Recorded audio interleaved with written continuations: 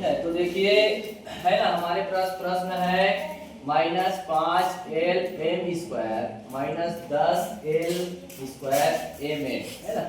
अब उसको हमको क्या करना है, गुणनखंड। क्या करना है, गुणनखंड। ठीक है, तो देखिए कैसे करना है। सबसे पहले हमको ये संख्यात्मक जो राशि है उसको देखना है। समझ आ गया? Yes sir. इसमें 5 है, इसमें 10 है, इसमें 5 है, इसमें 10। तो हमको देखना है कि 5 के पहाड़ा में 10 आता है ना। छोटी संख्या 5 है। Yes sir. तो 5 के पहाड़ा में 10 आता है क्या? आता है कि नहीं आता है? आता है। तो हम 5 को जो है उभयनिष्ठ निकाल सकते हैं। किसको उभयनिष्ठ निकाल सकते हैं? 5 को कोष्टक के बाहर हम निकाल सकते हैं। अब साथ ही साथ ऋण भी दोनों में, माइनस दोनों में। Yes sir. इसलिए माइनस को भी मैंने निकाल दिया। समझ आ गया? Yes sir. आप देखो एल दोनों में है कि नहीं है? है ना।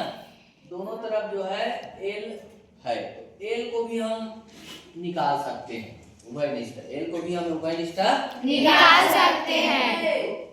जो छोटा, जिसका घात छोटा है, जिसका घात छोटा है, उसी को लिखना है। समझ आ गया? Yes sir. अब m को देखो, m भी दोनों में है। Yes sir. है ना, इसमें भी दोनों में देखो कौन सा छोटा घात वाला है, ये वाला है। Yes sir. तो m को लिख देंगे। समझ आ गया? Yes sir. n है क्या दोनों में? नहीं। उसको नहीं लिखेंगे, आप कोष्टक लिखेंगे। आप क्या लिखेंगे? कोष्टक।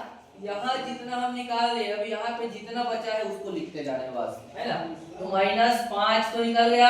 Yes sir. m भी निकल गया।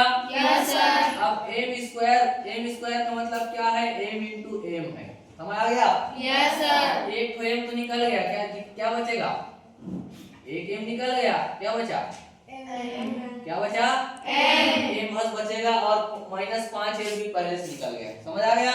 Yes sir. अब देखो यहाँ पे हमने माइनस को निकाल दिया है। Yes sir. माइनस निकाल दिया है तो यहाँ पे प्लस बचेगा। क्या बचेगा? प्लस। माइनस को हमने निकाल दिया है, इसलिए वहां पे प्लस हो जाएगा। अब देखो यहाँ पे कितना है? 10 है। 10 निकाले हैं क्या? नहीं। 5 निकला है, तो 5 का पहाड़ा ऐसा पढ़ो कि 10 से बड़ा मत हो, है ना। 5 कम 5, 5 दूनी 10। यहाँ पे 2 आ जाएगा। समझ आ गए? Yes sir. यहाँ पे हो जाएगा ये 2। अब देखते हैं एल, यहाँ पे एल स्क्वायर है। Yes sir. एल स्क्वायर का मतलब फिर से क्या हो सकता है? एल इंटू एल या एल गुणित एल। समझ आ गया?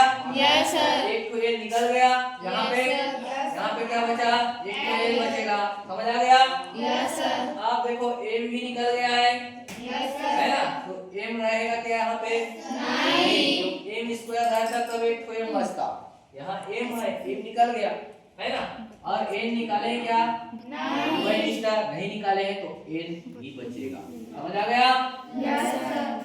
हाँ। a का घात 5y प्लस a b का घात 3, है ना। तो देखिए हमारे पास प्रश्न ये है ना, क्या करेंगे? a दोनों में आधार सेम है, a दोनों में आधार सेम है। और y है क्या दोनों में? नहीं। b दोनों में है क्या? नहीं। तो क्या हम बाहर निकाल सकते हैं? केवल A। a बाहर निकाल सकते हैं, है ना। देखो a क्यों निकालेंगे? क्योंकि a का घात 5 है, और है ना, इसमें a का घात कितना है?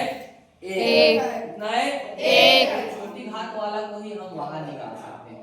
a निकल गया, उभयनिष्ठ है, a कॉमन निकल गया। Yes sir. यहाँ पे क्या बचेगा?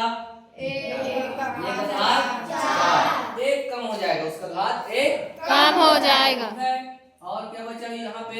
Y। y भी बचा हुआ है ना, प्लस। अब देखो ये तो बाहर निकल गया। Yes sir. तो क्या बचा वहां पे? B b का घात 3। समझ आ गया? Yes sir.